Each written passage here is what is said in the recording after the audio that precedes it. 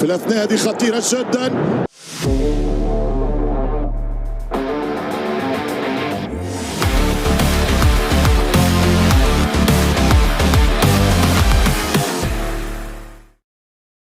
ادعمونا بلايك للفيديو واشتراك بالقناة. اليوم مباراة الترجي ما كانتش مجرد هزيمة، كانت سقوط حلم كامل. الترجي دخل نصف النهائي هو يحمل آمال كبيرة للجماهير، لكن النهاية كانت قدام ميلودي سانداونز. الهزيمة الأولى في رادس كانت صدمة، خسارة 1-0 أنهت سلسلة 14 مباراة دون هزيمة على الميدان، وفتحت باب الشك في رحلة بريتوريا. برايان ليون كان صاحب الهدف، والترجي فشل حتى وهو يلعب ضد منافس منقوص في آخر الدقائق. اليوم الجميع كان ينتظر ردة فعل الكبار، لكن اللي صار كان تأكيد على الخير. صن داونز ينتصر 1-0 في بريتوريا، وضمن التأهل للنهائي بنتيجة إجمالية 2-0.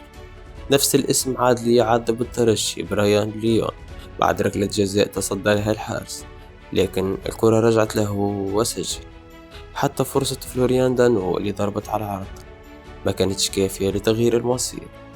المشكلة ما كانتش في النتيجة فقط، بل في شخصية الفريق.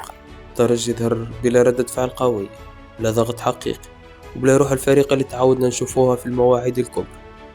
جمهور الترجي كان ينتظر رجال تقاتل على الشعار، لا فريق يخرج بهدوء ولا مقاومة واضحة. حتى المدرب عبر عن غضبه بعد القرارات التحكيمية، خاصة لقطة ضربة الجزاء، لكن بصراحة التحكيم وحده ما يفسرش إقصاء على مدة مباراتين.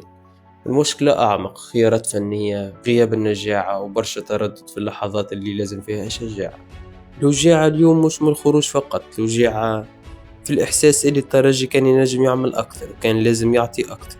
جمهور الترجي ديما حاضر، ديما مأمن، وديما يسافر بالحلم حتى لآخر دقيقة، لكن اليوم رجع بخيبة أكبر من الهزيمة نفسها.